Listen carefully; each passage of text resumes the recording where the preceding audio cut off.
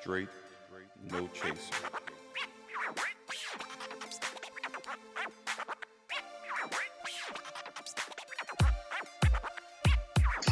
This time we're recording it. So, we're going to get into some things and do some things and talk about some things. And yeah.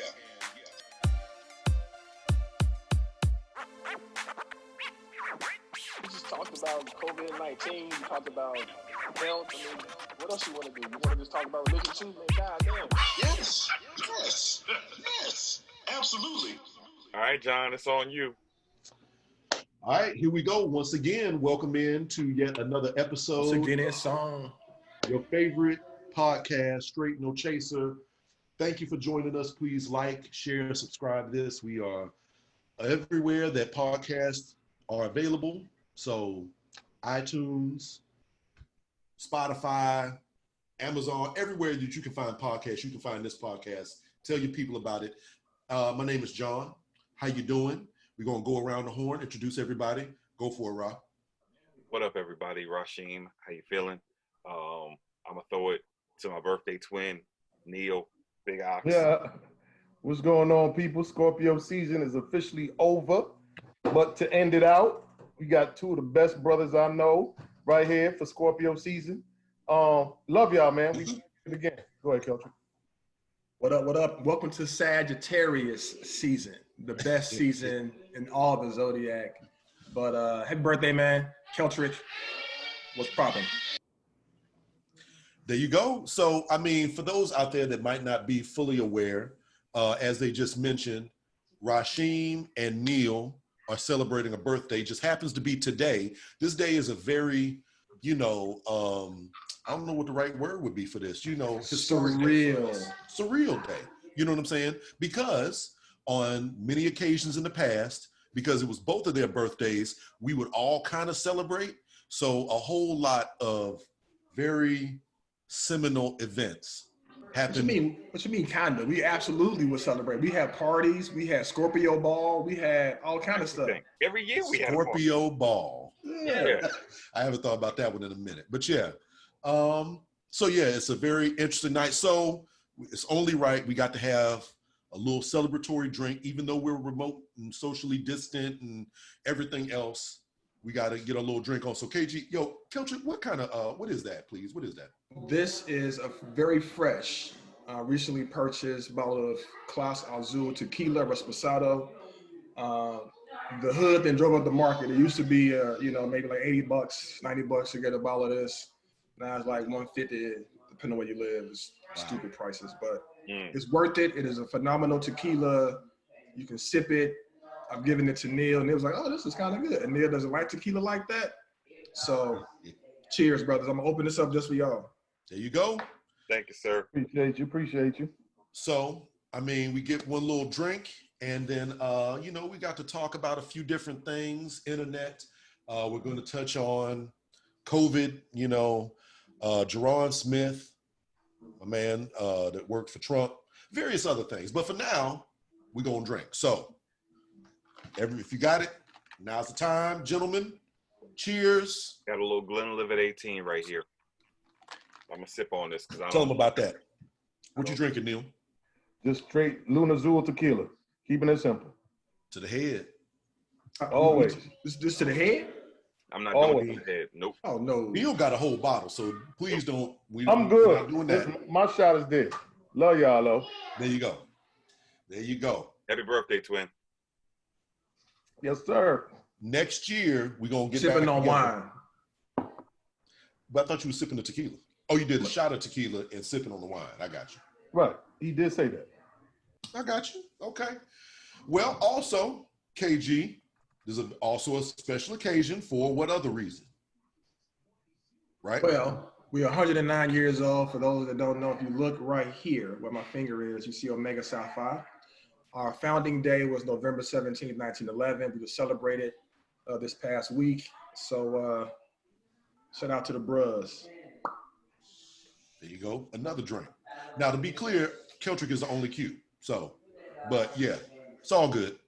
But we all love the bros. We done kicked it with the Qs enough. Y'all done kicked it with the bros enough times. You know what I'm saying? Just because we hanging out with me. It's all love. Absolutely. You know what I'm saying? It gets real political, internet. So yes, you ain't got no problem with nobody. Absolutely. And listen, the bros are some very nice people, man. We've all, we've had a great time in our lives. So no doubt. Definitely. And I mean, unfortunately, we got to dig into another one of the Greek type people, Jerron Smith. So real quick, we're going to give a little breakdown for everybody that doesn't know. I think that's that man's name. That's not his name? It is, but aren't we doing the aging conversation first? Right. Yes, the aging conversation first. Take notes for a reason. Right. There you go. See? So part of all this, they having birthdays and everything. I'm not drinking, America, but anyway. You should be, based on how you acting right now. Right. Part of all this, we're having an aging conversation because, we're getting a little bit older. And so many people have a problem, I think, with age. You know what I'm saying? And don't really want to accept that they're getting older. I don't think there's anything wrong with that. You know what I mean? And I feel like we need to kind of come to grips with our age and, where we at in life generally. You know what I'm saying? So, Neil and Ra are 40. How old y'all? 47? 48. Right here. 48. This whole aging thing is real because when you're young, you feel invincible, especially when you don't see yourself. You can't even imagine what 40 is gonna look like. Mm-hmm. Now that I'm closer to 50 than I am 40, it's like every day I am intentionally trying to imagine what 50 plus is gonna look like. I'm trying to be more intentional. I'm trying to plan more. I'm trying to make sure that I could take care of myself. I just went through a situation where, for a minute, COVID, and then I got, I was lazy. I wasn't going to the gym. My body was breaking down to the point my knees were just shot. So I got to be intentional. How do I make sure I stay on top of what I'm eating, what I'm drinking, how I'm working out, what the schedule looks like, my sleep patterns? Because for them young cats, y'all, it's good when you're young, but when you get older, you can't be on autopilot. It just don't work. See, and I think it's also based on, your personal truth is. Me, I want to be as old as I could get. If God finds it willing to let me be here till 106, I'm cool. Just as long as I'm not dependent upon my daughters. So if I can move around and I can take care of my own faculties and this, that, and nature, let me live. I'm trying to get there. So, nobody believed I was 48 now. They thought I was lying. So I guess that's a blessing. But I'm trying to get as much age and mileage as I could get. But I don't feel 48 though. To answer your question, I think back in the days they used to have something like, what's your physical age, your mental age, your spiritual age, whatever. Mm-hmm. Somebody said, do you feel 48? Nah, I feel like I'm in my 30s. You know what I'm saying? But my mental state is a whole lot different. Y'all know me from where I was days. My mental state is completely different. So for me right now, I'm just, they say more stress you get is when you get gray and all that. I try to keep that and be as peaceful as I possibly can. I feel every bit of my 47 years. I feel them all. Now the thing that you said, now folks won't be like you. If I say how old do I look, they're not gonna peg me for 47. That's not but they will peg me in my 40s. They will be like late 30s, early 40s, which is different because I remember back in the day, it'd be like, oh, you don't look a day over 22 or 23, and I'd be like 37. Right. So what has happened to the point now that you could tell I'm in my 40s? Like that's what. Or even once in the blue moon, we would play little games when we was in social settings. Oh yeah, the four of us. Who you think is older? They would think Rasheem is older than me, and I'm like, nah, I'm older than him. I'll say this. It's interesting. I had a conversation with my neighbor across the street, and y'all gonna hear the noise in my background. That's what I got kids. I got a family. It is what it is. So internet, we all in COVID. So they thought me and my wife were in our 30s. I'm about to be 42, 43, something like that this year. I don't even remember how old I am, quite honestly, sometimes. But I got a birthday coming up in 3 weeks, and I don't feel in my 40s. I work out religiously now at this point. I never worked out in my when I was younger, but I'm much more aware of my fitness, my health, and it all kind of goes together. Taking care of your physical body can help support your mental situation, and even spiritually to some extent. So I think we have to we gotta take care of ourselves, man. It's the only body you get. So if you don't work it out, it's gonna shut down like anything else that you own. Like if you don't take care of anything that you own, it's gonna crash and burn. So your body's no different. It's your temple. And the biggest thing that I tell people all the time when it comes to age and maturing and, adapting a physical, healthy lifestyle, you got to do it when you're ready. You can't make somebody, get into fitness or start taking care of themselves, because then it's going to seem like a burden. And if you make exercise and a healthy living a burden or a task, you're going to fall off. You know what I'm saying? Y'all know me all my life. Y'all see me from my worst shape to my best shape. So, I think for me, in my 40s, it started clicking where, as a matter of fact, I think Keltric and I had this conversation before, and he would say he did kind of warn me. But when you're in your 40s, there's just certain things you should know. Like in my prime, when we was all family back in the days, internet world, my biggest weight, I think, was 315. So if you sit there consciously and you're like, damn, I'm 315, my 40s, wearing a 4X, damn near a 48 waist, you got to take some kind of like, I don't know what you call it. Inventory. Not even that. When you, well, I guess so. Inventory and just check yourself to be like, dog, that's not healthy. Like y'all family, I don't think I was ever sloppy looking fat, but 4X, that's crucial. You know what I mean? So, don't tell them how tall you are. It's not just the weight number. It's 5'11" and a half. I'm not even 6 foot. God got what I'm saying? So 5'11" and a half. So it was almost like, I think what Rasheem used to say, I'm an educator for 20 years. So, but knowing my luck, I was always on the 3rd and 4th floor. So if you're 315 and you got to go to the 4th floor every day, you start feeling that. So I was like, damn, why am I winded just going upstairs? And then it clicked on me. And now, my family will tell you I'm a gym head. I'm in there 7 days a week. I don't even, so I don't have an end goal for myself.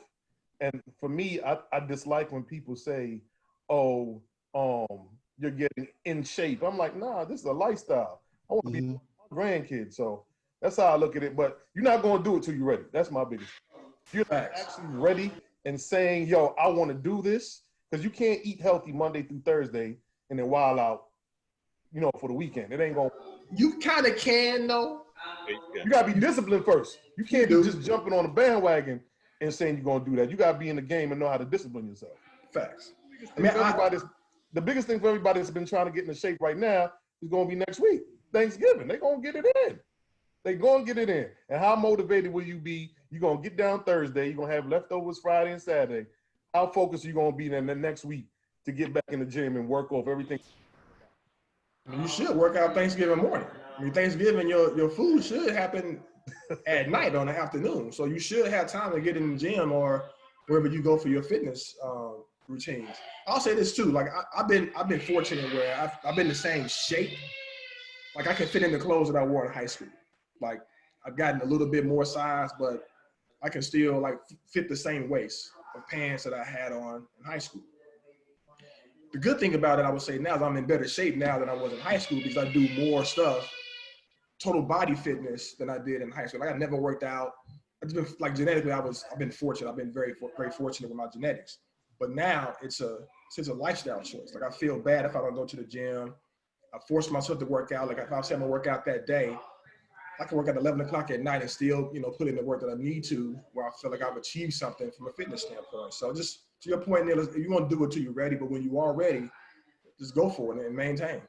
And then you got cats like Ra and John, where when they get committed in the gym, it's not hard for them to get in shape. Y'all hold on, I'll be right back. As much as I love teasing John all the time, if John go hard body in the gym for 6 weeks, all his weight is gone. So that's not true. Hold on a second. Because he got the military background. I say 6 weeks John could be right. What's the definition of right? I'm right now. No, you're not. See? I could not get right. See, internet, here's the thing. We was talking about age and how you feel and everything like that. Neil and Keltric like to work out. They're drinking water. You know what I'm saying? Taking their vitamins. and such and so forth like that, I can also still fit the clothes that I had on in high school. That's because all my clothes in high school were like 2X any damn way, because I went to school in the 90s. So yeah, I'm cool with that. I am on health food. My health food is cheeseburgers. I'm going to live right now as much as I possibly can and let the chips fall where they may. So I ain't Since you're running. straight no chaser, tell them the belly that you want, John. Tell them the who? Tell them the belly that you want. Tell Remember, them the belly that I want. like Buddha. You said you want your belly as big as Buddha, as long as it's I strong. want to be able to turn sideways to go through a door. That's kind of where I'm going with it. Yeah, but we focused on this getting older, having to look out for our health and our body and all that good stuff. But what about the mentals? What about Talk the about it. mindset?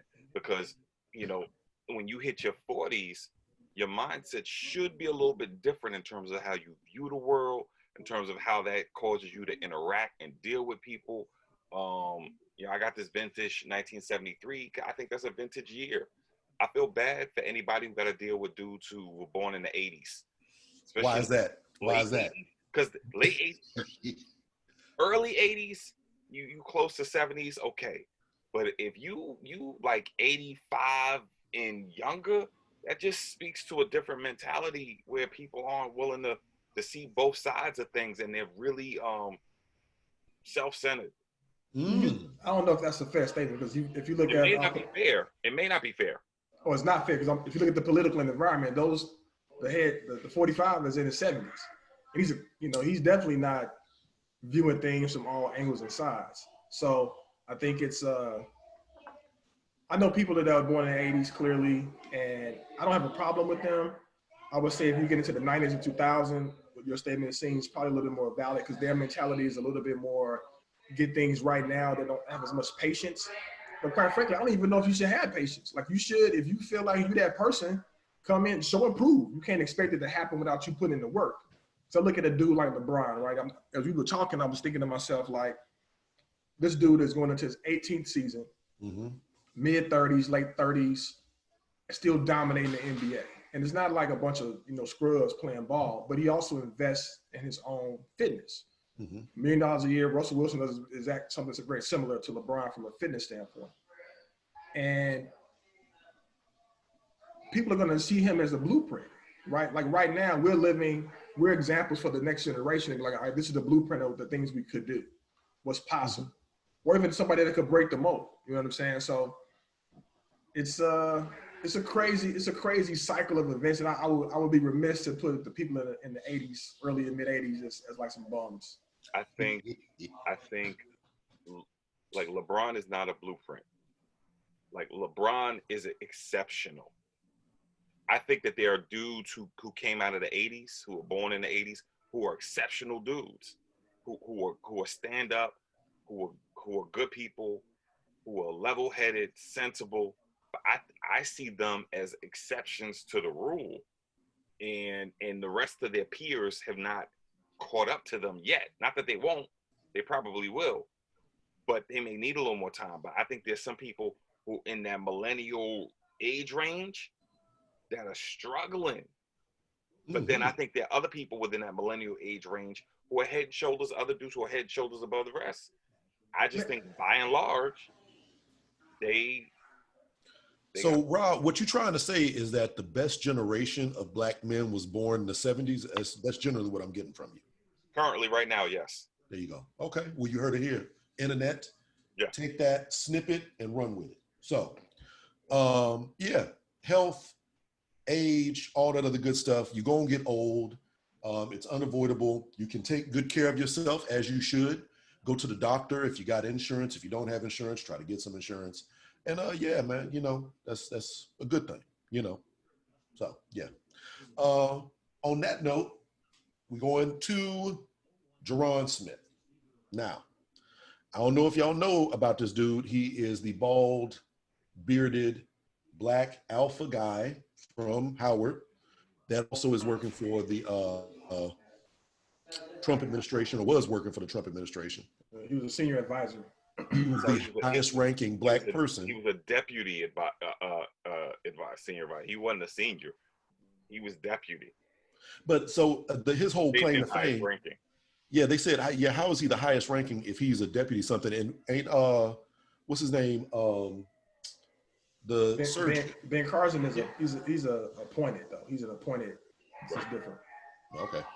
Well, yeah. So people got a problem with this dude because he's was working for the Trump administration and is a Trump apologist, I guess you could say. And I just kind of wanted to get y'all's temperature about dude and what it means to, you know, be a coon. This is something that people throw out on the internet a lot. You know, if you do not agree with, if you are for Trump, for example, you a coon. You can be a coon for various different reasons. And I'm just trying to be like, okay, what all goes into it? Because I think it's counterproductive. But we can throw that out there. I mean, I don't think that's why we're talking about him because he's relevant right now in our conversation because of an interview he did with Joy Reid on MSNBC. Where he looked like an ass. He wasn't prepared.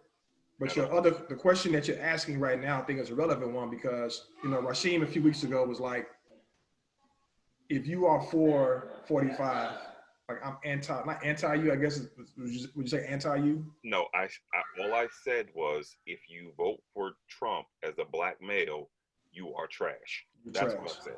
Yeah, if you spend your voting currency for an administration that has done nothing for you, it worked against your best interest, then you're trash. And I don't know. Maybe I mean, y'all know me. I'm always looking on the bright side. I'm an optimist. I just don't know if I can get there where I would say. I think the society and culture we live in right now is if you say something that anybody or the masses disagree with, then you kind of cancel. We talked about cancel culture before. I mean, the dude looked ill prepared. I'm not gonna say the dude is a coon. I don't know. I don't know his pedigree enough to be like I think he's a coon. There's several people I think are coons. I don't know if he's one of them, but I know he looked foolish. I think for him to not be objective and really what's going on, I think that's what I have the most concern with the Republicans, and not just him, all of them, who are looking at what 45 and his cronies are trying to do, and they should be trying to cancel him and distance themselves from something that they know is illegal, immoral, and just the antithesis of what an American should be. So for that, I think he should be canceled, not because he supports 45. I mean, you know, dude basically wasn't prepared, like you said. So many people detest black people that were supporting Trump because they felt like, you know, y'all are working against the larger culture or whatever the case is, and therefore you are a coon. And I mean, ultimately, we have to go with what the masses of people say.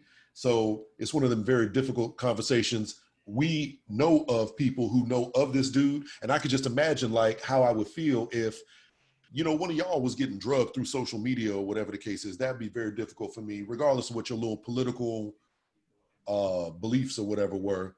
But it's unfortunate. It is what it is, though. He's definitely going to have to take that L.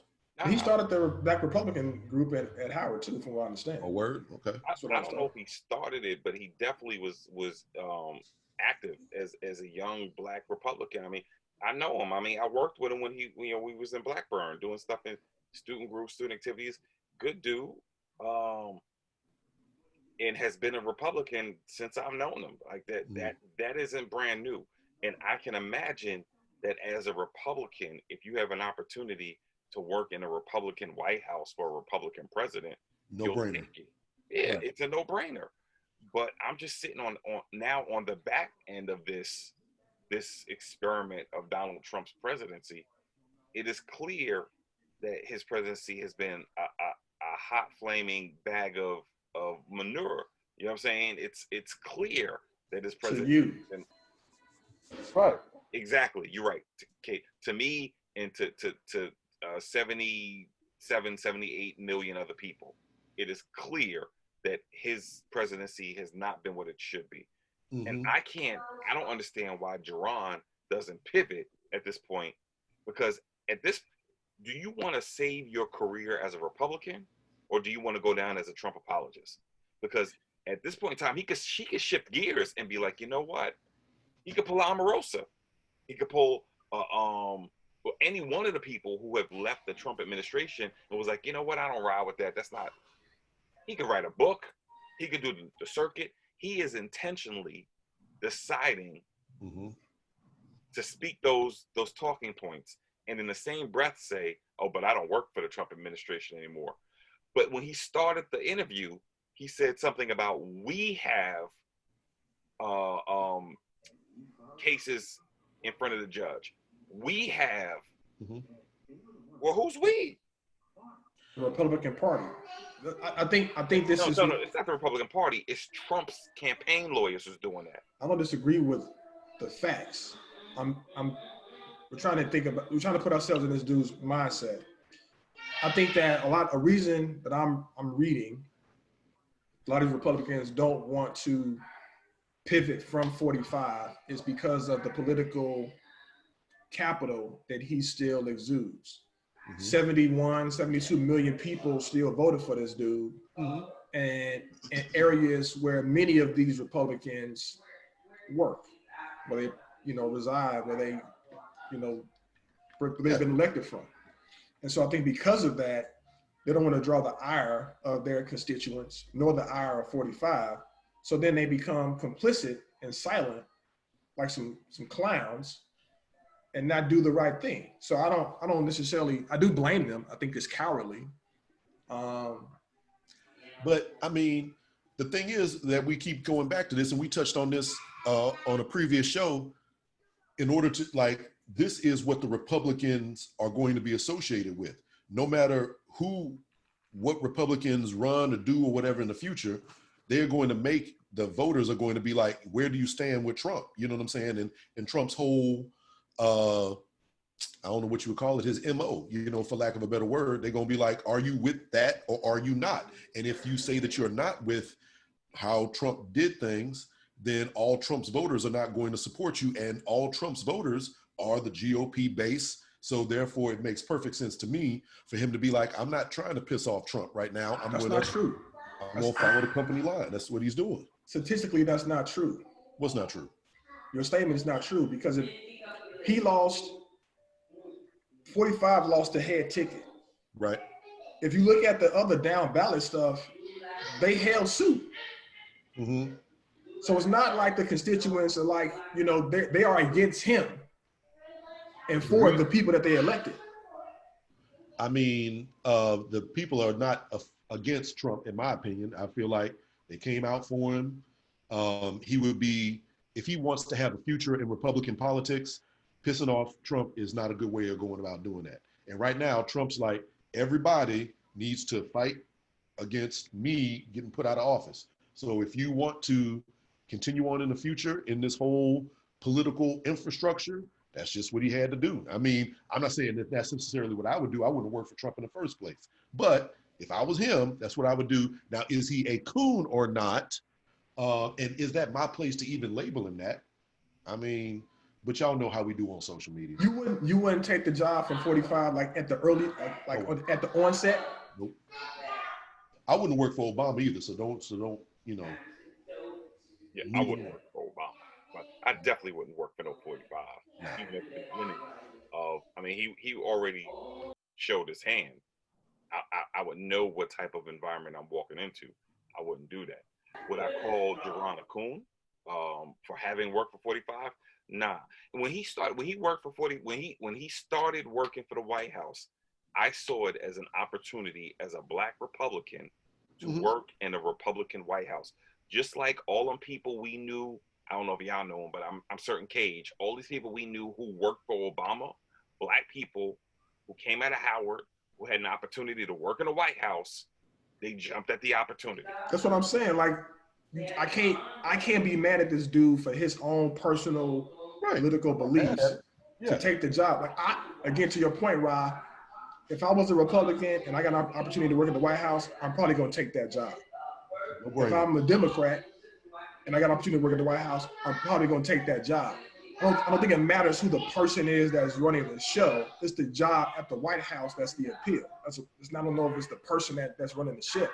Like you work for companies that people who run the companies probably like they some jerks, some assholes.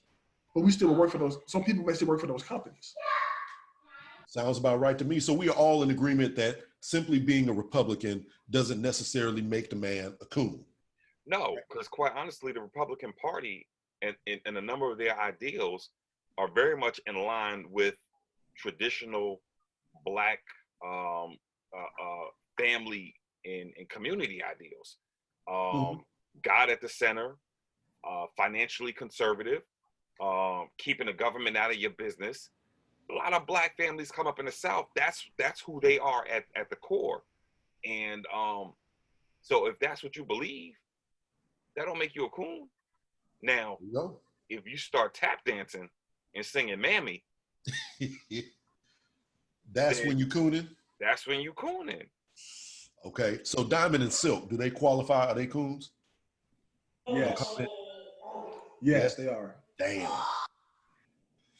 Well, straight no chase of the podcast. I think Terrence Williams he kind of falls in that same suit as well.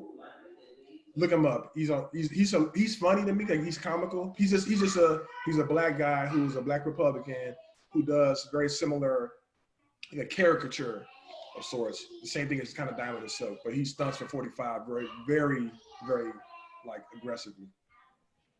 Is he down in Texas? I don't know where he lives, but he wrote a book recently. I follow conservatives, people on left and right on Twitter. So I get it from both sides. So I laugh at both sides of the parties. But I don't know where he lives. He's funny. He eats chicken and makes look. He is definitely a coon in my opinion. Definitely coonish. Okay, well there you go. Some people are coon, some people are not. It's just the way it is. But I guess something that's not coonish, COVID. Actually, COVID is ass. Before we get to COVID, I got a question on this whole dude. You like questions? Yeah. But I'm thinking of like, all right, do you think based on what you've seen right now from Joe Biden, we're gonna have a significant pivot, or is it gonna be kind of business as usual? Because from my vantage point, he's getting no buy-in from the majority of Republicans. I only think like 2 or 3 senators have came out and said, hey, congratulations to the president-elect. Everybody else kind of mumbles the word. Do you think he should still try to reach across the aisle and work with these folks? Or should he be like, you know what? I got 78 million people that voted for me. Damn near, this is what we're going to be on. Go for it, Ra. It depends. It all depends on Georgia. If Warnock and Ossoff win the Senate seats in Georgia, run the table, don't worry about nothing but your agenda. If they do not win the Senate seats in Georgia and Republicans retain the Senate, then that means he has to work for Republicans, because laws have got to be passed through the Senate and the House in order to become policy. Mm-hmm. If he can't get it through the Senate because the Republicans still control it, then you got to play nice with them. But I don't think it should be based on whether or not Republicans are rushing to help him right now. This is still a lame duck session. Everyone knows the writing's on the wall.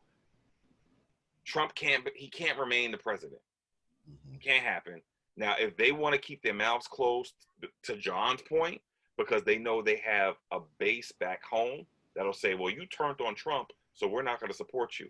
Okay, you want to keep quiet while the actual process plays out. Go ahead, keep quiet. No skin off my back. But if you come out and then you say, I can't recognize it. If you say what Jerron said, I'm not going to recognize Biden as the daggone president-elect, right? Then at that point, we see where you sit. But right now, they haven't come out on both sides. They haven't come out and called him president-elect. They haven't come out and say, we're not going to call him president-elect. We're going to let the process play out. Let the process play out. You keep your mouth shut. We'll wait for Georgia to hit. And then when the chips fall, then I think, right now, Biden, you can't look at what's going on right now to determine whether or not Biden's going to do something different or be business as usual, because he has no power to do anything. There's nothing he can do right now. He's raising money still for his transition team. Like, that is absolutely asinine. Who you talking, Trump? No, Biden. He's raising money for his transition team. Like because I forget what the position is. They haven't recognized him as president-elect. They haven't released funds. The GSO, yeah. Yeah, to pay his team to do the transition. So right now they kind of working pro bono. That's why he's still fundraising so he can pay his staff. It's ridiculous. Thank you, because I wasn't putting one and one together. So yeah, so he's raising funds to pay his transition team because the GSO won't release the funds at the direction of Trump, and that makes sense. But are you going to be petty like Trump is petty? I mean, just do what you got to do. Raise your funds. I'll take care of you on the back end. We're going to be in the White House. Trump's going to get what Trump's going to get.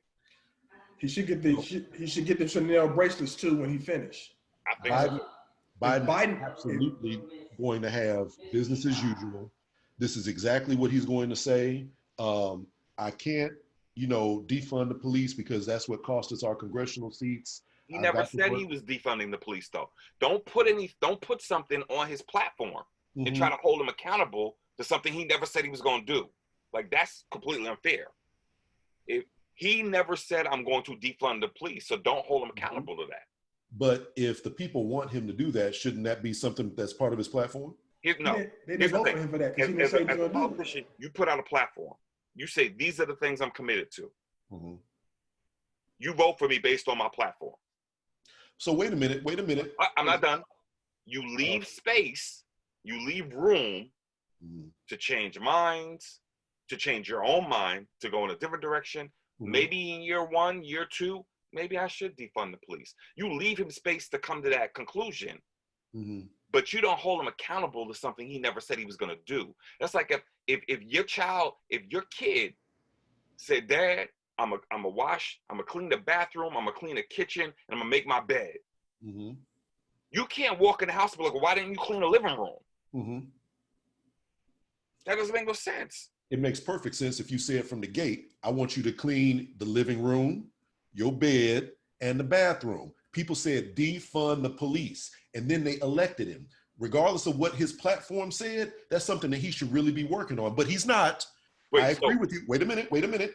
He's not going to do that. You're 100% right, because he's going to work with the white working class. I got to reach across the aisle. I got to work with the Republicans. We got to legislate. It's different from governing. Government is different from the election campaigning stuff. And, Black people, chill out. I'm going to help y'all out in 2022. Actually, in 2022, I really need y'all support because we're going to need to get all them seats back. And then I'll be able to hook y'all up. And we're going to do this over and over. Business as usual, 2022, 2024, so on and so forth. I think you're wrong. Do you think he's going to get pardoned? Who? Trump? Yeah. Trump isn't going to get no damn charges. New York is coming. Okay. They're charging him. Yeah, New York is coming. Can we double up on a little bet here? You already paid up, so I don't know who you paid, John, but I don't have no money from you in cash. Don't do that. We're gonna do this again. Didn't we do this? Okay. Hey, listen, we could make another bet. I think he's definitely going to get charged. I do too. So y'all think that Trump is going to get charged, not necessarily get found of anything, get found guilty, or do any time or nothing like that, but you're just saying simply be charged by New York? Absolutely. No. I'm not saying just New York. He's going to get charged in some jurisdiction, whether it be federally, statewide, or whatever. He's going to face some criminal charges. Neil, you muted. Yeah, I take that bet though. How much you want to bet? Oh, my bad. I said we talking about charging. I agree with the charges, but I can't see him doing no jail time. Charges, I'm with you on the charges, but I think kind of like John is probably thinking, or maybe I won't speak for y'all. Maybe he knew this day was coming. He's dumb, but he ain't that dumb. He wait to try to avoid this whole jail scenario. They gonna hit him with some charges though. Yeah, he gonna get hit with the charges, and he probably gonna he gonna probably get something on some federal tax evasion stuff. They don't mess around. Like, I don't know anybody who evaded taxes and they don't do some type of time. I don't care who you are. He gonna get hit up in New York. New York is coming from him. The stuff that Mueller found that we probably don't know about that they may be familiar with, that stuff is there, man. Like him, his family, that empire, it is There's house of one cards. thing. There's one thing specific that keeps coming back up and up and up. The dude paid his daughter nearly $750,000 and then wrote it off. Paid his daughter, it was a consulting fee, and then wrote it off. Mm-hmm. They're gonna get him on that. Then on top of that, the Supreme Court in any day is about to make a ruling on whether or not the Supreme Court is about to rule on whether or not his taxes should be given in New York State for their investigation. Once them taxes come out, there's gonna be other stuff that's gonna fall down. Mm-hmm. Dude is going to be charged with something. Once he's charged, I think it's gonna be easily proven, and I do think he's gonna do some time. I want to make a point about doing time because I don't know if he's gonna do some time as a former president of the U.S. Yeah, that's what I'm saying. But the only way he won't do time is if he is a small fish that's going to lead to a bigger fish. If they charge him, find him guilty of something, they're not going to be like, you won't go to jail. Unless they say, do you have someone you can give us? Can you give us somebody else? If you can't give us nobody else, then what are we making a deal for? Treat you like the regular citizen you are now. Don't pass go or don't collect $200. Take you behind a jail. And it is what it is. $10 bet that Trump don't see no jail time whatsoever, period. No. $10 bet that he gets charged. $20 that he gets jail time. I feel like he will probably see some kind of charges because it's just too many. you just said he wasn't gonna get charged. I have, and we didn't agree to anything. So in the meantime, so you I changing your mind. alternated what I was thinking. So probably he will get some charges, but he ain't gonna see no jail time. I mean, he's gonna probably get fined or not be able to be in politics, but he won't go to jail. So y'all with that?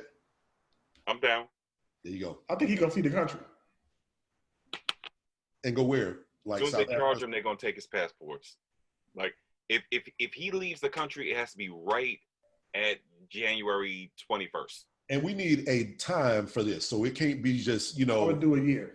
10 years in the future. A year. I would do a year on the charge. Yeah, a year on the charges. So we talking about November 2021. Yeah. January 2022. A year from office. Yes. Within that year, I think he's going to get charged. I think jail time. Field indictment right now, waiting for him. No jail time though. Can't. I don't think he would be in jail in a year. No. Okay. Well. Do you want it, John? You want that bet? I just said we're going to do something, but not with the charges, because clearly he's going to get some charges. I agree with that. But no, he ain't going to jail. But I mean, we can't have a bet that just drags on for 2 years or something like that. Not 2 years, it's 1 year. Okay, so will he get charges in a year? That's kind of. I will say charges and jail time in a year. Not gonna happen. So good, Ra. Yeah, I'll take that bet against Ra too. I'll take that bet against Ra too. Yeah, that ain't gonna happen. $10 a piece. I'm with that. Okay. Yeah, I'll take that. I'll take that. There you go. Okay. That's an easy $10. That's an easy $10. But yeah, he ain't gonna get. I'm like wondering if he will even get charged in a year. He gonna get charged within a year. Jail time in a year. That's quick. That's quick. He's not getting that. Charged within a month and a half. I agree with that too. Wow. Okay. We gonna see. R. Kelly got charged 8 years ago almost. He still ain't got found guilty yet. But he in jail. True. He's in holding right now. He's not really like serving the time for his sentence. He in holding in a serious spot. Didn't he get beat up the other week? This is his second arrest. The first time he had a trial. It was delayed for I don't know how many years. He finally had the trial. He was acquitted. But he found not guilty. Okay. I'm saying a year from Cook County jail or something. He in Cook County. This after the Survivor R. Kelly, it was no way that dude wasn't gonna stay in jail this time. It was impossible. Yeah. Trump ain't going to jail. None. Period. But somebody who was talking about jail, who's been in jail plenty of times, Gucci Mane. Gucci Mane and Jeezy, we got to talk about this. You know, internet, what was that, last night, Thursday night? What happened? Thursday. Yeah. Thursday night, they had the Versuz, Gucci versus Jeezy. And I mean, it was... you got to get a history so people know, like, why it's a big deal. I mean, it was something like... What's up? I said, let me know. I don't listen to Gucci or Jeezy. What? Okay, so... It's enough. Something like 1.5, 1.6 million people tuned in to listen to it. 1.8 on Instagram alone. It's crazy. And it's very interesting because, you know, they got long-standing animosity for each other, and it was very palpable on the Instagram. You know what I'm saying? And it's like, were they in the same space? Yeah, they were at Magic City. At Magic. I mean, that's just Shakespearean, people. That was just. It is. That was. It is. Hey John, you gotta paint the picture, man. Come on now. Were people there at Magic City? People were there. Yes. So, we got to tell the whole. Any employees? You couldn't see them on camera. It was off camera. Yeah. They was off camera. So, okay, so basically, internet, for those that don't know, Jeezy and Gucci came out around the same time. I feel like this was back in the late 90s, early 2000s. I don't know. 2004, 2005. Yeah, 15 years ago. Yeah. 2004, 2005. So they both came out around the same time or whatever. And they had animosity because they were supposed to be on the same song. And the song was supposed, well, see, you tell the damn story. See, why do we do this? Everybody, I guess Keltric has a different part and I have a different. Yeah, go for it, Keltric. Keltric might be able to correct me if I'm wrong. But from what I heard on the simple end, you know, they had their little animosity back in the days. And what was it for though? Street stuff. I wasn't too deep in it. It was just beef. And then G put out. Oh, go ahead, Coach. You probably know. Man, why didn't we just do this all around the screen? Someone tell me what happened. Tell him what happened. I was going to tell the story, but Keltric's like, no. You the host. But this is the story. This is the story. This is the story. They did a track called So Icy. Jeezy thought it was going to be on his album. Gucci Mane put the album out, and it had So Icy on it. They have probably performed that song 3 times together, and one of them being on the Instagram. So that was a catalyst of the disagreement. They both came out at the same time. They were cool before that, and so obviously the money thing kind of came into play. Gucci was at a woman's house. They kind of got it in, and some dudes came into the crib and tried to they beat him up and they tried to jack him. That's Jeezy's peoples. Allegedly. Mm-hmm. Gucci put out a strap. He started busting at him. He hit and killed one of the guys who happened to be one of Jeezy's artists, affiliate of something he was a part of called CTE, Corporate Thug Entertainment. The dude died. So they had diss tracks that came out back and forth, and then Gucci Mane put out this song called The Truth.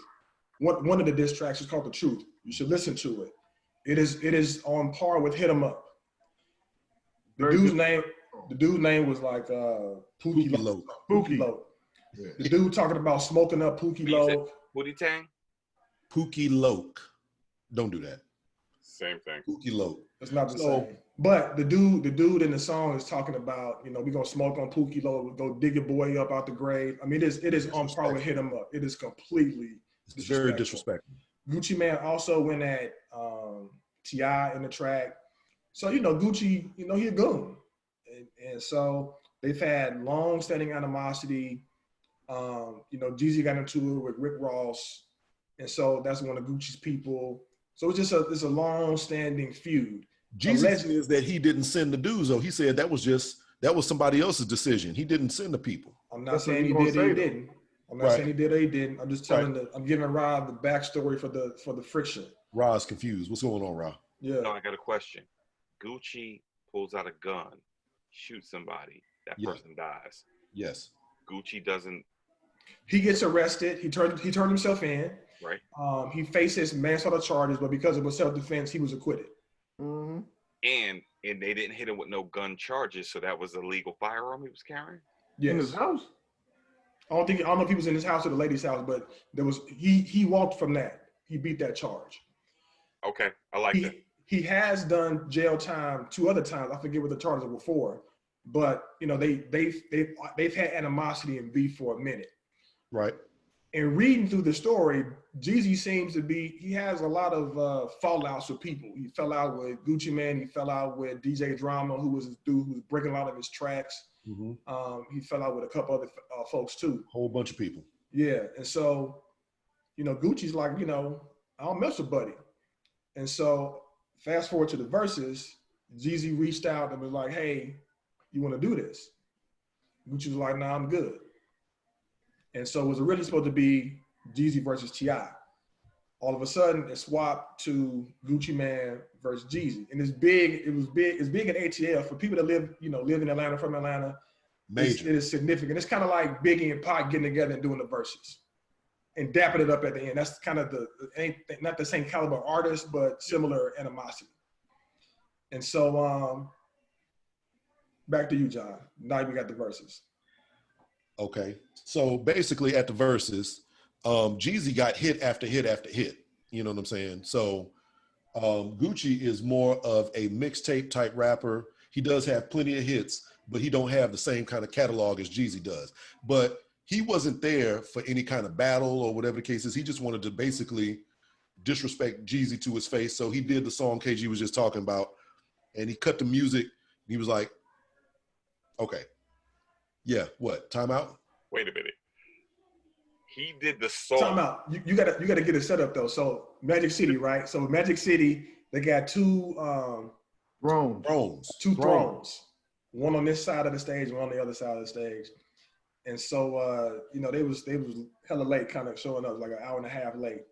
It was worth it though, because on the verses, everybody is in the comments and just like, yo, let's go. And people was just sitting there just waiting, like that. People were scared. Like the FOI did security, to put it in perspective. Yes. For Gucci, yeah.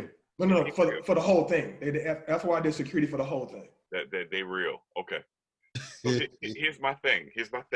So Gucci did the song. The very first song he did was called Round One. Round One is a diss track that he has in his catalog. This or that joint too. So it was appropriate because he went first. Round One, hit him with the diss track immediately. Now, granted, Gucci did not sit down in the throne the whole time. He stood up and was pacing back and forth. Like, to John's point, the energy was palpable in the room. Like, the tension was there. And he did the truth in his face. And at the end, my man said, if you send some more, he said, I'm gonna put him in the box too. We smoking on Pokey Low tonight. And so that was the pivotal moment of the whole verses, because people were looking at Jeezy like, all right, here we go. He just did the song about killing your mans.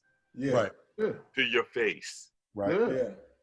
But and also one of the things one of the lyrics is like, Gucci says, you made his son a bastard and you won't even raise your own child or something like that. And it was like, ooh. It's a stinging song. Like, it stings, for sure. Now, Gucci is a bum human being. Don't get me wrong.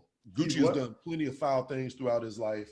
He's changed. I'm saying, but I looked at it from a different perspective. Like, Gucci's song was very disrespectful. His whole mode, the way he came was like, really, fuck you and everything you about. I've been holding all this rage for years, but I'm still glad the way it ended, because even at one time he made a money reference, and I know somebody down in Atlanta that told me. So he was trying to, like, look at Jeezy, look at my outfit, it's $10,000. People thought it was a fashion outfit. He was poking punch at Jeezy because Jeezy had put the $10,000 hit in the beginning, allegedly. So that's true. Look at my outfit. It's $10,000 from head to toe. That was That was subliminal. Yo, your man that I'm smoking on, you put that 10 grand hit out on me. So yeah, he was focused on the disrespect. It was very disrespectful, but at the same time, Jeezy didn't go for this is funny that we bringing this up, because it's like everybody was waiting to see what was going to happen. And there's been a whole bunch of rappers that's been killed lately, whole bunch of rappers that get caught up in violent situations and womp. And it just goes to show like people's hypocrisy, for lack of a better word, because they're like, on one hand, we don't want this violence and we don't want people killing each other and hurting each other and everything. But on the other hand, everybody was in the comments like, what is Jeezy gonna do? And, because he said all these things. And Jeezy, to his credit, was like, what could he do? You know what I'm saying? Is he gonna just punch this man in front of the world and then get a charge and get sued? That'd be stupid. So he just sat on his little throne looking like a mutant Ninja Turtle and just went on with the he actually, at the end of the song, he addressed it. He made some comments on it, Rob. Mm-hmm. And what he was saying was, we the culture, we trying to make an example. And then Gucci was trying to interrupt him and was like, hey, I told you I wasn't with this. It got to be on some real, trap shit. I wasn't going to be here doing this if I couldn't do the truth. He's like, I feel all that. Jeezy like, I feel all that. He was like, but he started referencing the people that have been, murdered, that John is, kind of talking about, like MO3, King Von, Boosie got shot. He didn't die. Butcher, all of them, yeah. He was talking about, he referenced Nipsey Hussle, like some iconic people who've been killed over the last couple of years. And to Gucci's credit, he didn't respond to it, right? He didn't say, man, F all of that. He received that information or that comment. And so the joint kind of went, the battle continued, and then at the end they performed So Icy together. Mm-hmm. And Gucci said, I appreciate you sitting in the olive branch. And then they both announced new projects that came out at the end of the night, and they both went to Compound to do a party together. Do a party. What's crazy, I think it was handled in a very mature way based on what's going on all right now. And it's probably not my place to ever see him take ownership. But I look at it like, yo, Jeezy, pretty much you put a hit on this man, allegedly, years ago. So this whole thing really initiated. So like, let's say somebody wants to look at Gucci's stance and be like, dang, you foul, dang, you aggressive. Bro, I'm looking right across from somebody who put a hit on me and tried to kill me. So for him to handle it the way he handled it, and then for them to extend the olive branch at the end, that's ill. Because John, imagine you sitting across from somebody who tried to kill you 15 years ago. I mean, really, that's a hard thing to take. What started it was that the record, So Icy record, was supposed to be Jeezy's, and instead it turned out to be Gucci Mane. So he had a legitimate beef from the beginning. Now, you don't agree. He didn't want nobody to kill him. He just wanted his chain, from what I understand. Anyway. I feel like this. The 10,000 was on the chain. He's like, give me the dude's chain so he can melt it and do something to it. Yeah. He didn't want them to go over there and kill him, but things happen like that. If you send someone to my crib or a place where I'm at with guns, what am I supposed to think? No, listen, I'm not saying Gucci is wrong at all for that particular thing. He's done plenty of other things that's wrong and foul, but for this, he's not wrong whatsoever. But at the same time, I mean, I appreciate Jeezy's, response to it. And Jeezy's album is dope. And he actually touches on this whole thing where he's just like, I did this. I'm trying to heal. He ain't got no time machine. This is what happened 20 years ago or 15 years ago or whatever. But now he's trying to, be a better person and, all this other good stuff. All the stuff that we're trying to get people to do and recognize how they messed up and fix their head and everything is what he is rapping about on his record. And I felt like— Then you see he tried to stir the little hornet's nest because your man was throwing low-key jabs at him. 50. Yeah. On one of the songs, he talked about 50. He talked about Freddie Gibbs. He talked about just various people that he fell out with, like you said. You know what I'm saying? It's a very good album. I suggest y'all check that Jeezy album out. But it was good. It was real. It was riveting television. It was Shakespearean because, like y'all said, Gucci got a chance to confront this man that put a hit out on him or, caused him to have this situation in front of the whole world or whatever and perform this song. And, it was very dramatic. So that was interesting. Listen, I would say for all intents and purposes, the Versuz was whack. People was there. I mean, it wasn't like— I think one of the best ones was Snoop Dogg and DMX. I mean, they both rapped the whole time. They was vibing off each other. This was more people were tuning in to see what was going to happen. Mm-hmm. Versus, I mean, Jeezy got hits. Gucci got some hits. If you're from the trap and you rock with Gucci like that, But it wasn't like these guys are these superstars like, Stupid DMX were. So, I mean, people there tuning in for the drama. I mean, Jeezy had a whole lot of damn hit songs. I'm not saying Jeezy is a bigger artist than Gucci. I mean, it's hands down. But Right. I think to your point, to Rasheem said it before, this is a different iteration of Jeezy. He has evolved from, 28 the Key or whatever it was, 17.5 to what he is right now, which is, more Black empowerment, Black financial literacy. And I actually enjoy to see these artists grow up with us. You know what I mean? Like the youngsters ain't on that right now. They on the same thing that, we listened to when we was their age. 20 years ago. Yeah, I ain't mad at them. It's definitely a little generation gap. I'm glad that there's like some little dad rapper type dudes out there that's rapping. Busta Rhymes album, I thought it was dope. That joint is fire. It's not just you got Bus, you got Black Thought. Black Thought album was dope. The Locks, DMX, the Locks album was off the chain. Sheik had an album he dropped. Love that too. But you know what it is? I think it's all in the genre and the style of music that you are. Because honestly, for real, I mean, I think he's a dope lyricist, but I've never been a Black Thought fan. So that last album, I've never been a Black Thought fan. I've never been a Common fan. Did he address the old girl Rhapsody or whatever when she was talking about he was in the raping little girls or whatever? Yo, man, I got some background about that whole situation. And I mean, this ain't on the little playlist, so I don't know if we can even get into that. We might have to save that for next week. Straight no chaser, brother. Go ahead. Go. I mean, I've been involved with a Roots fan site called OK Player for many years. And all the little neo soul artists used to be on the, Common and D'Angelo and not Rhapsody. You talking about Jaguar Wright. Yeah, Jaguar Wright. And all them, you know what I'm saying? And so for those people that might not be aware, and I don't even really know if I want to dig this up, but Jaguar Wright basically has been making a lot of waves, not threats, but just basically accusations towards a whole rack of hip hop type people, Common Sense, Black Thought, Erykah Badu, Jill Scott. You drugged Jill Scott's ass bad, but Erykah Badu, everybody. She just drugged, left and right. And the people that she was talking about, like, they know of people. So like through the grapevine, you can like pull stuff together. And I'm not saying we in a place where we roll with what the victim says, and I'm always going to try to honor that. This was a whole lot of sexual misconduct and blah, blah, blah going on behind the scenes of OK Player and the Roots and everything else. But I think that stuff is going to be coming out, that there's going to be some legal stuff. Let's put it like that. Lawsuits and whatnot like that. Because she's out here making accusations about child abuse and this, that, and the third against people like Black Thought and what's the name? Talib Kweli and, various different stuff like that. She's going to get sued. So anyway, on to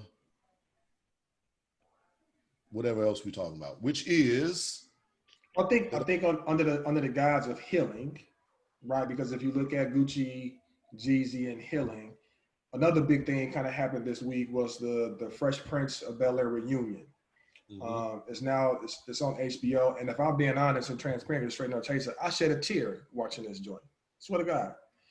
Because Neil has talked about, he grew up watching the Cosby Show, and that was his image of what a dad should be, right? And all four of us have had moments in our lives where our fathers about, like, I don't know who my biological father is, but we've had people that are kind of in and out who were supposed to be our dads and have been there. Like we all got that kind of story, the four of us do. Uncle Phil was a real dude, right? So he took in, Will and treated him like he was his own and lived with him, and just do it off his plate for a minute. Right. And so within the episode, they had a significant portion of it, I would say, they dedicated to his character and who he was, and you can really see how hurt that group of people were with his passing. Mm-hmm. And so I think about just the people who we come in contact with in our lives, three of you guys, and just how something happened to y'all. I mean, it'll be tough. And so you can see that, them coming together and kind of, being around each other, having that time together to reminisce and show some love for him. And then for Will to kind of have that moment with Janet Hubert, what's the last name? Jen Hubert. You know, that was very powerful too. First unveil, you know what I mean? So I think just as men, as black men, it's okay to be like, I'm sorry, I messed up, to call yourself out, to be accountable for your own shit. So I just, you know, big ups to them and that whole group of brothers and sisters who had a great show for 6 years. I mean, I haven't watched it yet, but I've seen a couple of the little clips, and yeah, man, whenever you can kind of confront a mistake that you made in the past and atone for it, for lack of a better word, that's always a beautiful thing. That is called closure. People need that. Yeah, and it's about that. Like when you think about it, sometimes we don't do it because we have a fear that folks won't accept us or accept our apology. You know what I'm saying? We may think that they want the apology to come different than how we actually give it. But we can't. We not a mind reader. So, and we don't know. So sometimes it could be as simple as, I did X, Y, and Z. I'm sorry. I didn't mean to. It wasn't my intention. Or that was my intention, and I'm grown now. I'm different. I'm not that dude. I recognize that was way left. But we shouldn't stop ourselves from closing that loop because of what we feel or what we think the other person may feel about the process by which it happens. Mm-hmm. You know, and once again, I think that's something that us in our 40s have a greater appreciation for than if we were in our 20s, early 30s. Definitely. Which then leads towards the 70s piece, you know, being born in the 70s. But that's just. But I think sometimes too, like I think we all touched on it. I think it comes with just age and your maturity and your experiences. That ego to say I'm sorry, that could be crucial. I mean, for us now, that ain't nothing. But to really say I'm sorry, sometimes you feel like you've toed the line and you went, you know, a little bit too far, and even your inner conscience will be like, damn, oh shit, I went too far. But how do I say that sorry? How do I turn the pot, what I've just created, this tension into, I apologize for that. So some people just deflect and leave it as it is, and it becomes stagnated.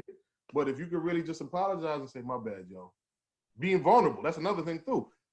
Not too many of us are willing to be vulnerable and open up themselves and apologize for shit. So my bad and I'm sorry are the same thing though.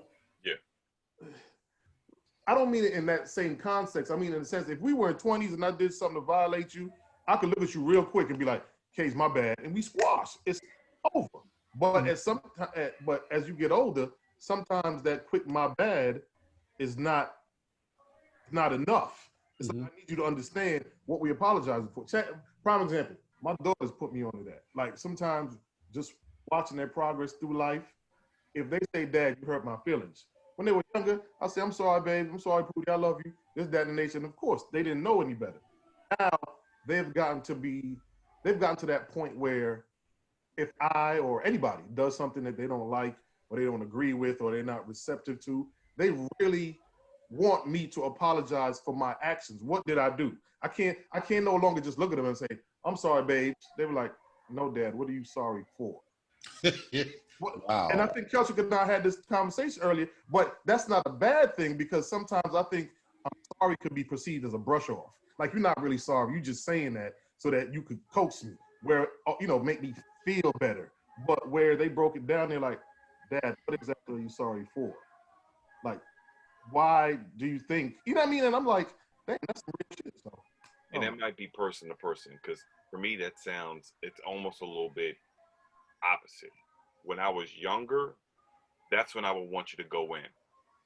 Like, I need you to explain to me what's going on. Tell me why you sorry. Like, tell me how you thought about this and your perspective. Like, when I was younger, I would have needed more of that. But as I grew older, I'm like, okay, you good. But you're saying the same thing that he is. His daughters are asking for that. You asked for that when you were their age too. You know what he's saying is at their age, yeah, they would have been more if I understood this right, they'd have been more comfortable with the "my bad, I'm sorry." And No, keep they're moving. they're comfortable. They're comfortable now with the explanation. Like you need the explanation when you were younger. Yeah, I needed an explanation when I was younger, Yeah. but as I grew older, I don't need no explanation. You don't got to tell me why. And that's what he is now. Like he's saying where he is now is, and where what most of us are is like, all right, it's all good. Like we ain't got to waste time going into all of that. Like I feel you. Like life is crucial. In our 20s, life was pretty simple. So you needed more details. It'd be like, all right, like, what's up with you? Are you even acting like that? You know what I'm saying? Question I have for you guys: do you have anybody that you don't have resolution with, that you feel like, you know what, I at some point I need to reconcile some relationships, or a relationship that stands out? Relationship that I want to reconcile, that I care enough to reconcile, or just people that I. Whatever you think. I'm just asking the question. See, that's what I was saying. It's based on it, and Ross said a phrase a minute ago. It varies to the individual. If I have situations that I have either had to dead or no longer want to be a part of, I just look at it like, yo, I wish you the best, move on. I don't have no more affiliations with you. It's not negative words. I just wish you the best over there. We cool. And that's it. Like I've learned how to let go. I don't hold. So to answer your question, no, I don't have any baggage of anything that I feel like, oh man, I wish I said this. I wish I said that. No.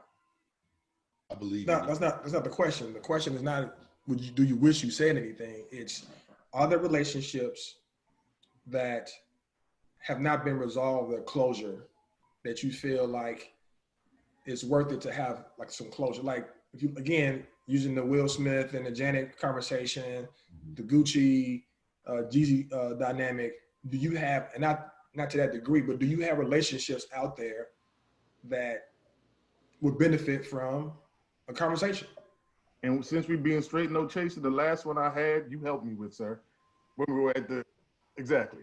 Bet. So that was my last one. And I salute you for encouraging me to dead that too. I mean, resolve it. Sure. Yeah. For sure, bet, no doubt. I do. I got one, I think. I'm gonna say one. What about you, John? I mean, I am a very particular kind of person. I don't really apologize. I don't apologize for stuff. I did it. I will say I'm sorry like once. I'm not going to keep on repeating it. I do try to be more cognizant of my children's feelings, and make sure that they understand where I'm coming from or whatever the case is. But to me, apologies are worthless. I don't do it. I don't need it from you. It is what it is. That's me. You don't have to agree with it, but whatever. And as far as relationships that I have any desire to get closure with, I don't think that's going to happen either. But I have a tendency to burn the bridges, sow salt in the ground on my way out. It's a wrap. So there's plenty of things that I wish that I would have said, or that I would have done better, or that I would have, done differently, or whatever. But let me ask you a question, just to pick with your brain, because I heard you say, I don't want to misquote you. You said that you say I'm sorry once. Do you say I'm sorry in the heat of the moment, or you give them a chance to, calm down before you say? Because sometimes you apologize in the heat of the moment, it really don't warrant anything. So I'm saying, I mean, if I'm not sorry, I'm not going to apologize for number one. But like, if I do something and I'm foul, it is what it is. I did it. I'm foul. I'm sorry. And that's that. And to me, I've done what I can do. I'm not going to just stay in some kind of little purgatory where you just mad at me and I got to keep apologizing, and it is what it is. So if you fell out, like if we had something like amongst the three of us, right? If you did something, you don't think you would be comfortable or able to be like, you know what, man, I know these brothers for 21 years, my bad, or I'm sorry. I mean, if I had done something that had somehow messed up, I mean, I don't know the right way to say this, but like, yeah, saying my fault. If I missed a conference call, you know what I'm saying? Oops, my fault. You know what I'm saying? I feel like that's different than an in-depth, let me unpack why I was wrong type thing. And again, I will do that once, But what I've run into is people have a tendency to kind of relive that, and they are stuck on a little mental track. And you did this one time, so you might do it again, and we got to kind of rehash it over and over and over, make sure that we good type stuff. I'm not with that. So it's like, I feel like I've said it once. I'm not going to keep saying it. And yeah, you know, maybe that's just me. And as far as, like I said, my relationships, plenty of them that I would love to change, but that ain't gonna happen. I got to pretend like people are dead when they're out of my life, because for that exact reason, so that I won't feel the need to get closure. Closure is a myth, by the way, doesn't exist. When it's a wrap, it's a wrap. I think that we have to kind of accept that sometimes, and that's it. You know what I'm saying? You're going to have closure is a myth. I have said in the past that closure is overrated. I have. What I've come to understand though is that sometimes we, like me, my fault, I need to move on even when I don't get closure. Yeah. Like I am not waiting for someone to provide closure for me to feel better about going where I need to go. And in the way my brain calibrates that is, if I could do that, if I had to do that, if I have to do that, since I have been doing that, so can everyone else. Like I don't see myself as any better. You still believe that? Yeah, I do. I still believe that. Now, but I also believe other things. I also believe that there are certain people that I'm in relationship with that may not, even though I believe that they can do that, and if they have to do that, they will do that. There's some people I'm in relationship with that may need to be like, listen, let's talk about that time that I did X, Y, and Z. Some of those conversations I've had. Some of them I have not.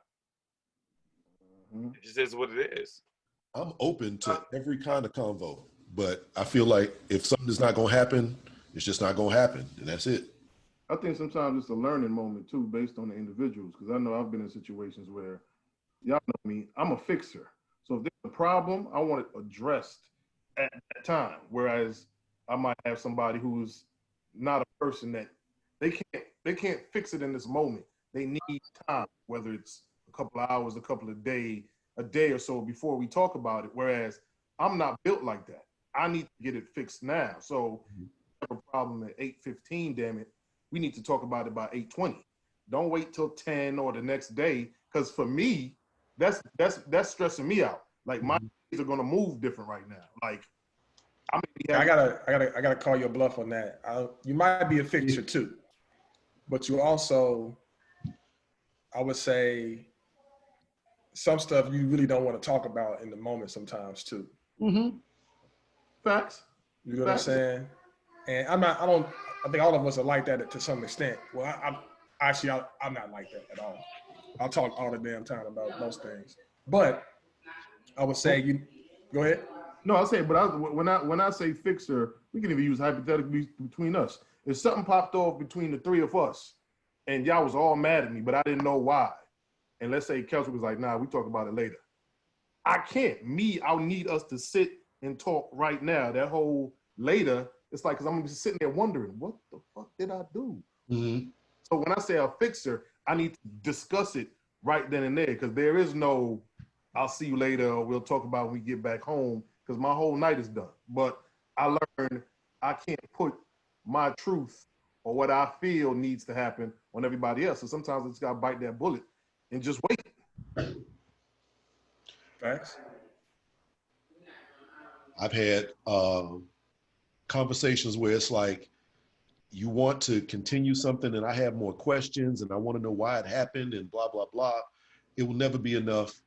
There's no such thing. I wouldn't even. I disagree 100%. I would just say, if you feel like it won't be enough, that means either you're holding back, the perception is you're holding back in your truth. So they still are seeking that closure from you. But when it's closure, I would say the ones that I've closed out, we good on both sides and have an understanding. Or even I got a situation for you, John. We've been through, we parents. So as much as I know you love your kids, if your daughter was upset the way you either spoke to her or toned that you did, and you think about it in retrospect and was like, all right, damn, I went a little bit far. Could you easily just go to her and say, oh, Daddy, sorry, and that's it, that one time, and expect her to absorb it and get over it? Or would you have to, maybe revisit it twice, maybe another time, like, Dad is really sorry? You would just tell her, damn it, I'm sorry, that's it, and keep it moving? I mean, raising a daughter is definitely one of the most challenging things that I have ever had to do. And yeah, like she's a special case. She's literally my kid. So with her, I got to keep in mind, you know what I'm saying? She's growing and developing in her little mind state and her emotions. And, it's a lot going on. So sometimes like, yeah, if I've done something to like hurt her feelings, she'll be like, yo, you hurt my feelings. And I'm like, okay. But at the same time, just because somebody hurt your feelings don't necessarily mean you getting an apology. And you just got to just work through your feelings being hurt sometimes. Now, in my case, when I'm dead wrong, I'm wrong. And I'll be like, I'm sorry. I understand why that was. Let's talk about it. But, you can't just be like, hey, you hurt my feelings and expect people all the time to be cognizant or care that they hurt your feelings or whatever. I will, because I'm her father, but out in the world, that's not going to necessarily move any units. So, you know what I'm saying? I try to explain to her where I'm coming from, whatever it is that I did. And I also make efforts to learn, because it's always something new to piss her off and make her sad and upset about whatever. So you can get ready for that, sir, KG, because when they hit about 13, woo, Lord. Anyway. I'll be all right. Right. I'm older. So again, I'll say the benefit of having kids while you're older is your patience. Like my patience is a little bit, it's heightened or longer with her as a 40 plus year old man with a 3-year-old. So It is. Indeed. Well, so there you go. We have covered a bunch of different things here, but I understand that it's like, relationships. We didn't talk about it. Or we didn't talk about it. I mean, we just talked about it a little bit with daughters and. No, I'm talking about the joint with the. Oh, what about when a woman gains weight when you're with her or something like that? You gonna do it? Let's get it. Yeah. What was it? What was the question that was supposed to be? It was posed. So it's not even that. So really, it's just to kind of get not just about weight gain, but to get your thoughts on changes, I guess, in general. But we can narrow it down to weight gain, because we get into relationships with women. This is dangerous. You said it's dangerous. You get your little girlfriend, you get your little wife, you get your whatever, fiance, boyfriend, same thing, both sides. Yeah, no. I say differently because with the woman, the weight gain is different. Like there's some physiological, biological things that make it a little bit easier for us as men to lose weight. So let's say a dude got a little boyfriend or a girl got a little boyfriend. He hop in the gym, change his eating habits for a split second. He might be good weight-wise. Mm-hmm. Women go through a little bit. They gotta do a little more. Mm-hmm. They do gotta grind a little harder. They gotta go harder. So let's say your shorty has to grind harder to lose weight that she may have picked up because depressed and started eating, pregnant and gained weight, or just didn't give a damn and was eating whatever. Yeah, all that. You in a relationship with her. Mm-hmm. When she picks up that weight, do you cancel her? Hell no. Do you are you like, hey, you got all this weight, I can't mess with you? Like, oh, I'm not attracted to you because you picked up 20 pounds. Like, how do you deal with a woman that you're in a relationship with who has gained weight? Do you lose attraction? Are you supportive? Like what's the deal? Go ahead, Neil. Mindset. I knew it. I like how John gave me that alley. All right, Shaq. Right. I like that. No, for real. I mean, if that's your lady, wait, to be specific, we talking about your lady or you talking about your wife? Or either or? Doesn't matter. Huh? Does it matter? Hell yeah, sometimes it matters. How? It's, Hmm. sometimes Get into it. Get into it. Your girlfriend as opposed to your wife who you've built time and legacy with. You know what I'm saying? Like, I think there's a big, you can't put a girlfriend and a wife on the same board though. You Facts. can't. Yeah, I understand that. But let's say it's your girlfriend that comes to you. She's like, I picked up about 35 pounds. I feel like you're not vibing with me no more since I've I gotten said 35 pounds. Where's the 35 pounds located? That's an excellent question. That's an Where excellent is question. all fitting on things? Let's 'Cause- jump out there because Ross said babies. Let's say it was pregnancy weight. right. It was pregnancy weight. It's right So to she the got a belly. little, she got a little excess on the side, the belly. Yeah, 35 pounds ain't a pregnancy weight. You probably go, I mean, I guess for some people it could be, but you could be more than that. I mean, some people could be stress eaters. Right. For me, but since Rod asked the question, we keep it all in 100. For me, it's based on, no, I'm not canceling you. And B, it's based on how much energy you're trying to put in. You know what I mean? Like when we spoke about fitness earlier, like I said with Keltric, you got to be ready for it. So, all right, babe, you gained 35 pounds. Would you like some help? First for me, I want to know, do you want my help? Because some people are funny with that. Like my 1 to 10 scale in the gym might not fit with whoever I'm dealing with. So they like, oh, I see how Neil's focused.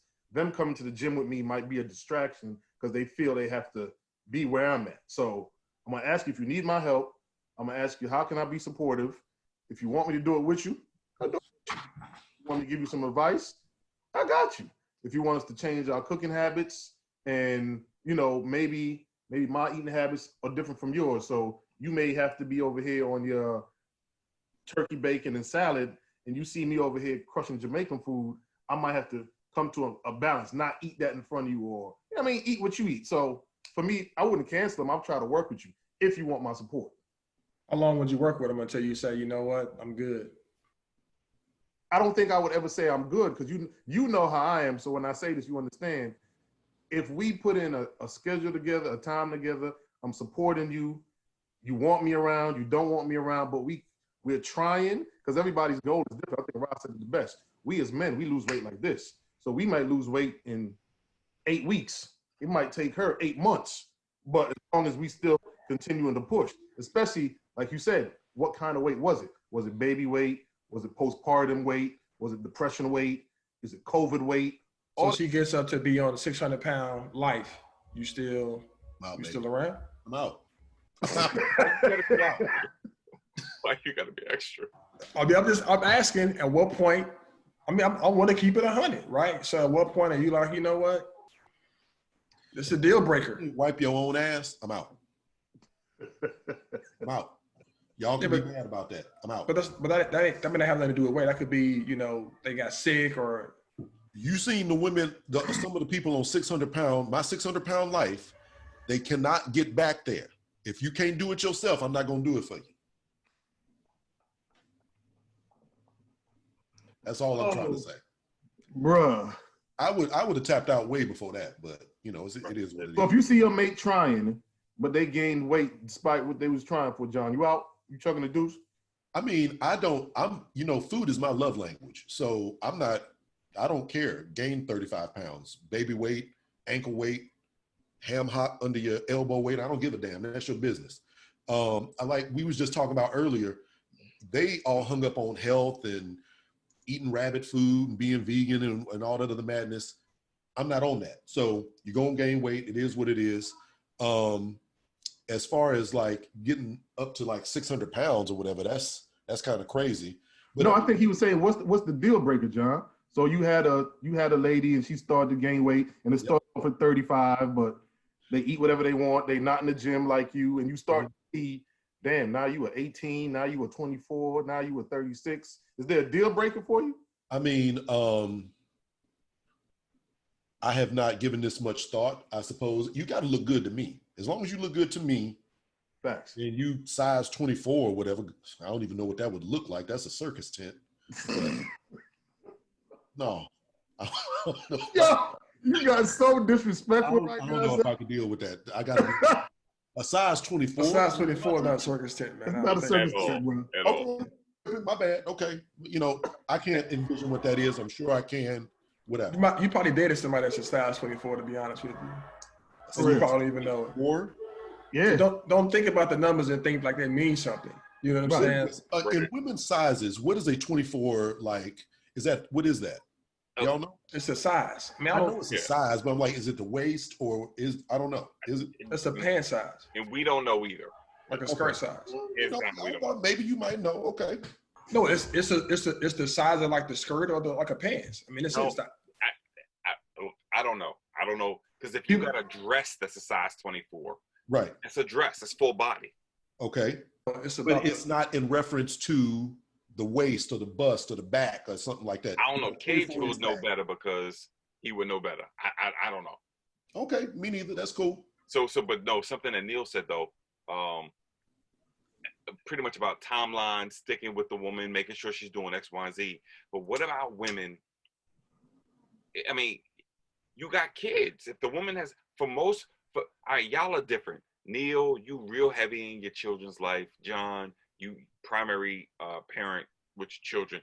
That's different. You know what I'm saying? Most relationships in parenting, the women have to deal with that.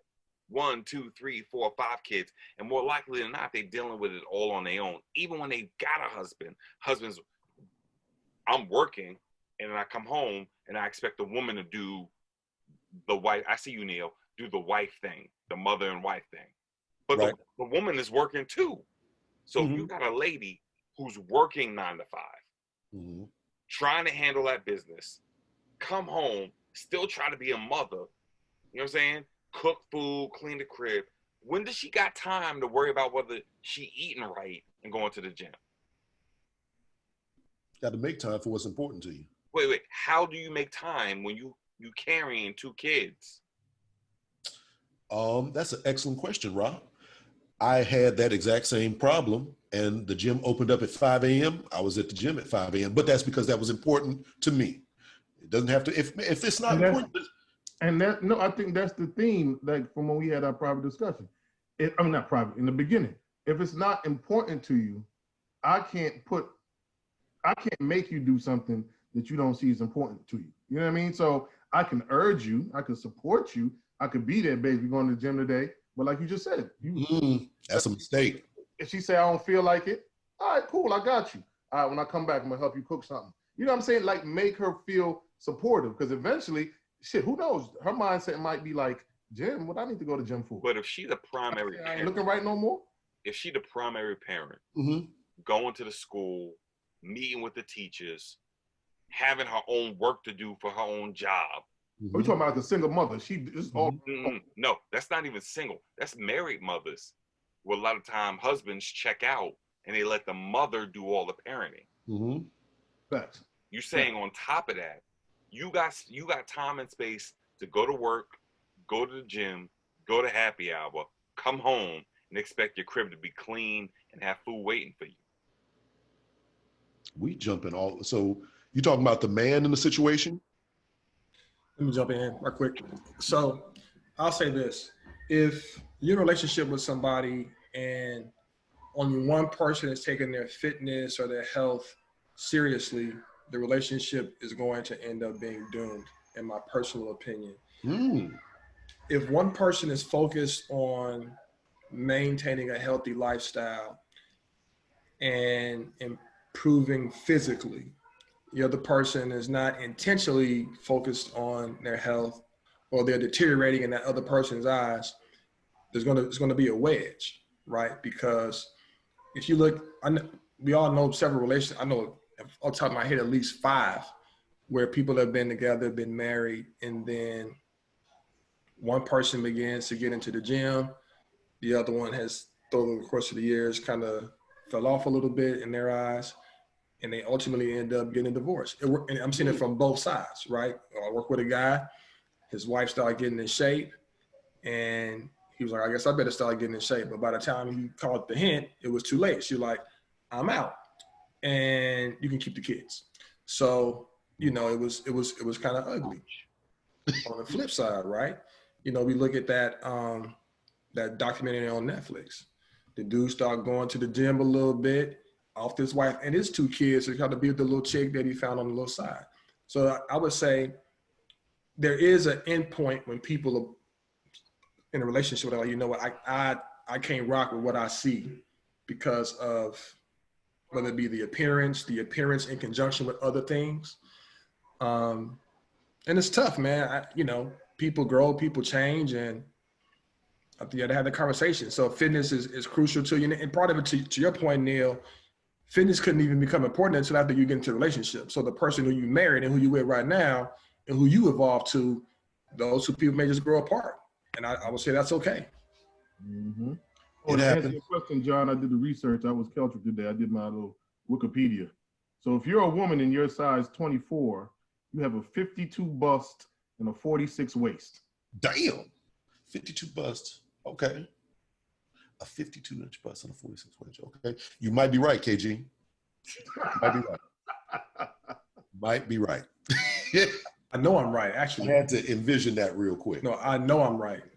Not. Yeah. Okay. Yeah. I know I'm right. But I would say, unfortunately, people are vain.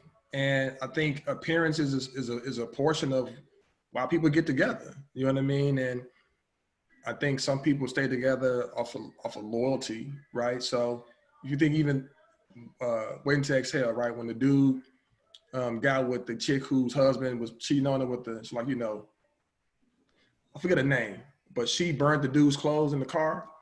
Yeah. All right. Wesley Snipes' character, they met. His wife had cancer. They got into bed, went to sleep together, right? I don't. Wait and exhale. Wait and exhale. Yeah, I still don't remember. I say all that to say, I think he probably still loved his wife, but she got cancer and he didn't do anything, I guess. But you're still a human and you're still trying to figure out like how to satisfy yourself to some extent. So Right.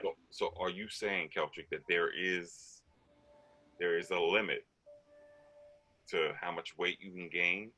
Or that fat people cannot be attractive, because that's kind of what I got. That's not the question I asked him. Say that. I asked him, Keltric, do you feel like there is a limit? Yeah, I do. How much weight people can gain? I think so. I mean, I don't know. I don't have a number in my mind, but it's not even just the weight. I think it's a lifestyle, right? If your lifestyle is unhealthy, if my lifestyle was unhealthy, I would want my wife to look at me and be like, man, this ain't the dude that I got with. Like, But I'm glad you said that because that's going to be my thing. How many people you know as men that are responsive to that? Like, you know what I'm saying? We all are, but I'm saying in general, like hypothetically, John, since you said you love your shape, I'm not mad at you, but I'm saying your shape in the way you are. Mm-hmm. If you married and your wife looked over and she was like, babe, I missed the John from 20 years ago. What you think about hitting the gym? And she didn't say it that rudely, but she said it out of love. Like John got the body. He got the body type of a thinker. He's fine with it. He's cool. I'm not changing not one iota because somebody don't like what I'm doing right now. the thinker. The thinker. I do think like that. It's true. Oh my God. But listen, I think that conversation has to happen in the beginning of the relationship, and it has to be a continuous conversation. It can't be a one-time thing because, again, I'm gonna go back to iterations. I think that's unrealistic to think that you got to have that conversation at the beginning of a relationship. To be like, we're starting off now. Let's talk about it. What happens if you gain weight? It doesn't have to be about gaining weight. It's about what are your deal breakers. you're non-negotiable. And the deal breaker is, my non-negotiable is, if you go 1.5 pounds over 20 pounds where you are from now. I mean, that's up to that individual, for him or her. I mean, I don't know. That wouldn't be mine, but I think you have to be intentional, like in your relationships. I would say as you get older, like when you were young, it's easy to just be like, I like who I like, and we love each other, and that was enough. I've always said this: as you get older, love is not enough. You have to have more than love to bring to the table in a relationship when you get in your 30s, your 40s, your 50s, your 60s, your 70s, your 80s, your 90s, or your century marks. So yes or no? Is getting fat a deal breaker? No. Talk about it. No. No, to an extent. What does that mean? Only reason, let me see. That's the wrench I want to throw. Now, we've all heard, and I'm not pulling it out of air, it's true. What about they could be certified health issues, certain things that attribute you to gaining weight that you can't help? Is that? Is that a deal breaker? That's beyond your control. It's a But like, you medical know, thing, and I can't stop it. So what is it called? Was it thyroid or some other things where yeah. wait and they can't control it?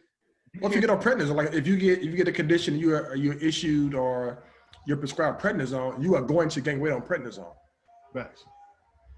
And I would say you, as a man or a woman, you got to either accept it or get over it. I mean, there are women who gain weight simply by taking birth control. True. I don't want to get pregnant. We in a committed relationship. You ain't rubbering up. I'm going to take birth control. Mm-hmm. And they're going to gain weight. Are we now going to look at them and be like, you put on 30 pounds? Some men would, I would say. Oh, yeah. And I think they assholes. I wouldn't. I agree with you 100%. Yeah, they assholes. I think. Listen, oh, go ahead, Coach. My bad. Go ahead. I'm just saying, I think when you think about what a woman's body can do, what it goes through, I mean, if you don't marvel at that and just be appreciative of it, you know, something wrong with you, in my opinion. So I think that, again, I can be an extremist to some extent. So when Ryan asked the question, is there a limit?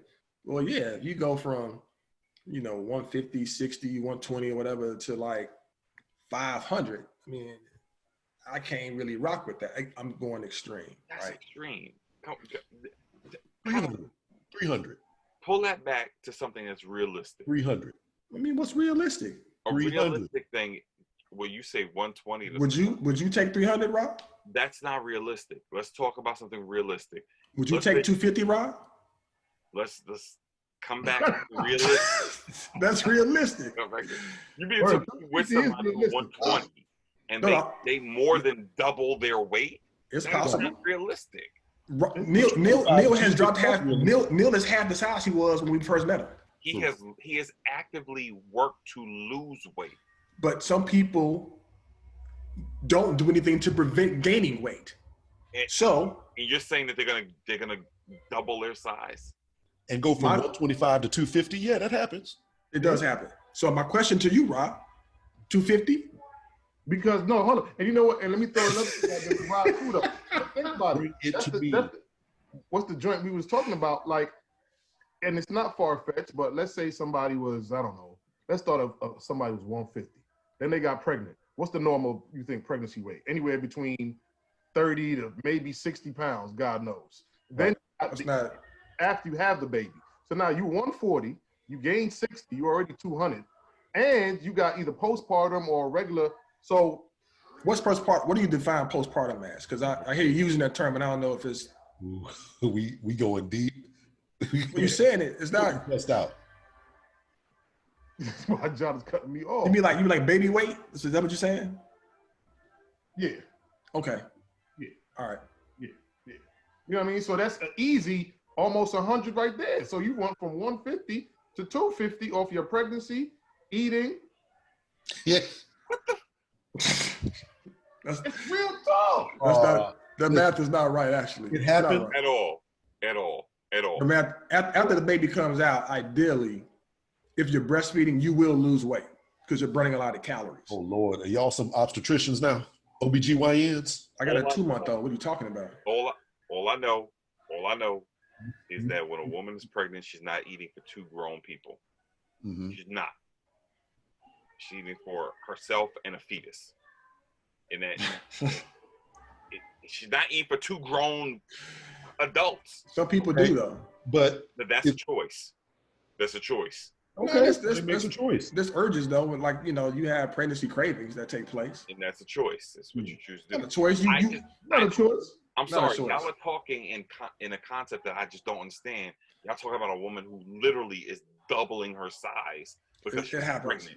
It happens. I know the course of a relationship. I know it can happen, but is that it's not the standard. Mm-mm, it's not. So let's dial that back. Let's say you with a woman who's 150, whether it's pregnancy or whatever. This is gonna be she pushes from 150 to 200, 190. Mm-hmm. Have anyone ever dated a woman who was 190 plus? Yeah. And was that a deal breaker for you? No. More. But there's some dude to be like, you 190, I can't mess with you. You started off at 140. Now I got an issue. Again, this topic is controversial. I'm happy we're kind of taking it on as best we can, I guess. Women in weight is a subject that they always, I would say, most men would never try to tackle anything like this. If a woman asked us a question like this and she was on this podcast, we probably wouldn't even be this candid with our conversation, I would venture to say. However, I think it's important that, again, if it's straight no chase at the podcast, we gotta keep it a buck. I think all of us, to some extent, look at a woman in her own iteration and can accept her for who she is, to John's point. And it's like, all right, this is what I view you as. And I think we may provide in our mind, like a buffer. Like, all right, she here, it could evolve to this, it could evolve to that, it could evolve to this, it could evolve to that. And that's within the window of acceptance. Mm-hmm. Beyond that, I think it's more like, man, what's going on? Like, what's happened? I think you would be more intrigued to find out, like, what's up. Because you would imagine something would be up, because we go through the same thing, right? I don't look like I did when I was 20 years ago. Like, I just here, probably so. But the rest of my body, I think I've gotten a little bit more size to me a little bit. So my wife was like, all right, I mean, what you decide to do if she gains weight, and she gains weight because we eating and we going out, and that's what it is. Well, pre-COVID, but yeah, whatever, bring it on. With the comments, Rob, what they saying in the comments? Giving us. I've gotten comments and text messages. Pretty much, they want to stop talking about women's bodies and health issues without having a woman on here. Facts. I have said that repeatedly. Internet. We need a sister on here, at least for maybe one every. Who should we do? Who should we bring on to the show? Let us know in the comments. We're not doing that. No, it's not who should we bring on to the show. We will determine who we bring on to the show. I feel like we don't want them, saying bring my cousin on. Because cousin has stuff to say. Okay. On that note, so folks, I mean, that's about it. We've talked about COVID, the Black Republican dude. That's it. Yes, sir. Where you can reach us at, John? Oof, it's gonna be everywhere. Straight No Chaser the podcast. So like, share, subscribe. Spotify. We are on Instagram. We're on Facebook. We're everywhere. So yeah, y'all got like any little final words or whatever? I mean, till the next time, and we probably not gonna have one for the holidays. Are we gonna do something next week? We'll figure that out. But if we don't talk to you, have a wonderful holiday season, whatever that may entail for you. And it's not holiday season, man. Just happy Thanksgiving. Thanksgiving. I don't like to get too, I'm very unsecular. What's the other, when you're not into the church stuff. So I try to avoid. Thanksgiving ain't church. Thanksgiving ain't got nothing to do with church. Holiday season. It just covers all the bases. Man, what's wrong? 2 more hours in the Scorpio season. Enjoy yourself. Sagittarius, y'all can have it after midnight. We already got it right now. We never let it go. We let everybody else hold it for a little bit. Yeah, Family, it's a pleasure. Y'all enjoy. Happy birthday, man. Cheers. Appreciate y'all. All right. Thanks for rocking with us. Peace. Peace. Don't put that out there no more, but I got you. Well, there you go. All right.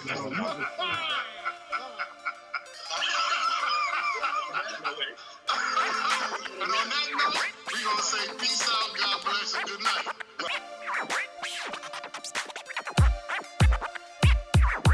Straight, no chaser.